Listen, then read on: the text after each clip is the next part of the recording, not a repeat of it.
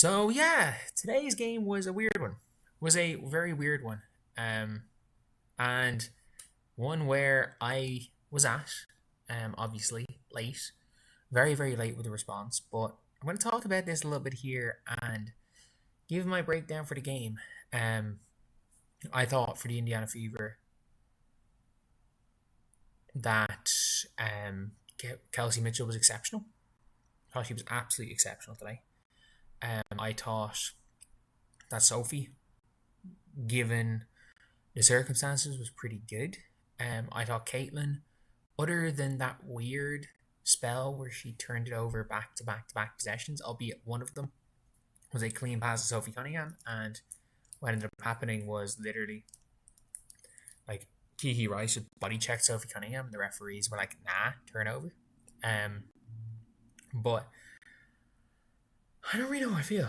Um, it's like a bad game by Caitlin's standards, but a good game by everyone else's standards. For the tempo, I thought early on Temi was just lighting him up from three. Like, look, if Temi's gonna go three from three, there's not much you can do now, is there? Because in general, there's not much you can do.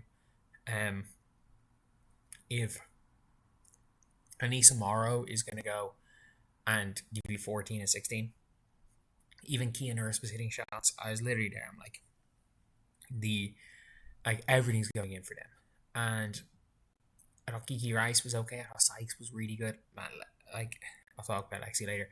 Mabry didn't show up until the fourth, and then nearly got back in the game by herself. It was a very interesting game. I think that's probably the best way to describe it. Is it was a weird game, a really weird game of basketball. But yeah. So we got to talk about a little bit how the game went. And look, you miss things. You miss things when you're at the game, and I'll talk a little more about how I feel at the game, how I felt about the game during it. In a video tomorrow, I'm gonna get a proper microphone and go over all my footage. That's just gonna take a lot longer to make. That video will be out tomorrow. But basically, like the Indiana Fever in this game, like they went up 10 points early, went up 12 points really early in the first quarter. They went up again, and then they were up 15 points, and they went up big time here again. They went up 15, and then suddenly, did they go up 17 at any stage? They just start letting them back into it. And then, like, you're 14 points at the end of the third quarter, and it's like, okay, yeah, whatever. And you're up 14 points to start the fourth. And you go back up 14 points with 6 minutes to go. Like, you're killing it. And then all of a sudden, it's like, oh, God. Oh, God, we're up 10 points here with a minute and something to go. And Marina Mabry hits back-to-back mental three-point shots. The way this game flowed. The Indiana Fever had a huge lead, had a big lead, it felt, through that whole thing. It just felt like the Indiana Fever had a big lead throughout this game, and every time it would just be the Fever built a big lead. The Tempo will pull it back to something semi-reasonable, and the Fever will pull it out again, and the Tempo will pull it back, and the Fever will pull it out again, Tempo will pull it back. That's literally how the game went. And I mean, the Fever pulled it out in the end, I guess. There's a couple of concerning players when it comes to Fever. Mo Billings only getting 10 minutes is a bit concerning. I thought KK was really good. Again. She didn't do much, but I thought she was good. I thought Leah was solid. I thought Leah had a solid game.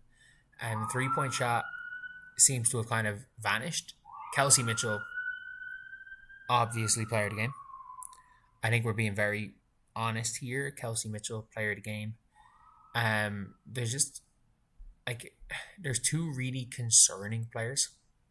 Like it's getting like the Lexi Hole thing is getting concerning, and like everybody's trying to quantify what's wrong with Lexi and blaming her brand, blaming all this stuff, blaming Stephanie White on Lexi. But the reality is that a lot of basketball is confidence, and we've seen Lexi when her confidence is high, when she just doesn't miss. But we've also seen Lexi's first 2.5 years in the league, she shot sub 20% from three. So when her confidence is shot, she's not good. And the problem is that the start to see when you get paid 800k, you're being paid as one tier below All Star. And to start the year, she was doing normal Lexi Hull things. Like Sophie started the year, she took the starting spot, but like she was kind of doing what she's been doing the last few years. To start the year, but the problem is that in those last few years she was getting a lot of praise for that, and this time around it was the opposite because there was a higher expectation on Lexi. So her being okay, by her standards, normal, became a lot more scrutiny. There's a lot more pressure there. And then your confidence goes a little bit. When you're not performing under pressure, your confidence starts to go. And when your confidence starts to go, that's it. That's it.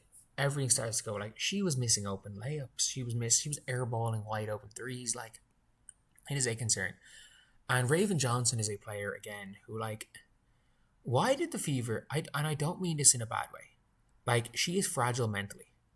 She is mentally fragile. Now, we've seen it in South Carolina. Like, she talks about letting the Caitlin Clark waiver off affect her. We saw how bad she was in the 24-25 season, when all the talk was that, like, Full Wiley needs to play over her and all this stuff. We saw she was terrible. She was terrible that whole season. Like, it's the reason why she went back for a super senior season. She was terrible. She was originally expected to be a first-round pick in that draft. And then she got her confidence back playing with Latson. And I thought she was good last year in South Carolina. The problem is that her confidence is shot. Like, she walks on the floor and doesn't know what play they're running. She doesn't know what play they're running. Defensive end, can't guard anybody. Like, not really her fault. Unfortunately, like, no one on his team can guard anybody.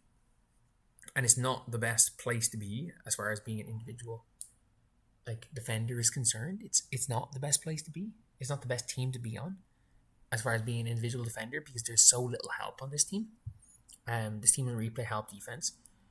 And, like, it's not the best place for again, lack of a better word, like, a player who, like, if they're not confident, they're bad. Like, and it's tough to play your way through confidence when you're a role player with confidence issues, because you can't shoot your way into them, because you're not going to be on the floor long enough to shoot your way into them. Like, Raven Johnson coming onto the floor 2 games in a row has basically been, like, a key factor in the other team getting back in the game. And it's not all her. It's that the team does not function when she's on the floor because of the way she's playing. Lexi Hull, at least Lexi, as bad as Lexi's been, it hasn't got to the stage where the team is bad with Lexi on the floor.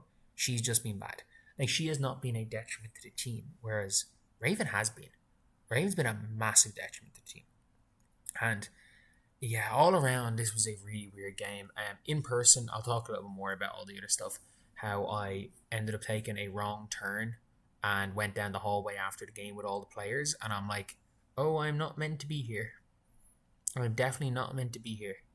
And I'm just looking down, and I'm like, I'm not gonna describe who I was seeing talking to whoever, but I'm like, oh, I don't know what's the protocol here, so let's just say I accidentally turned down the players tunnel.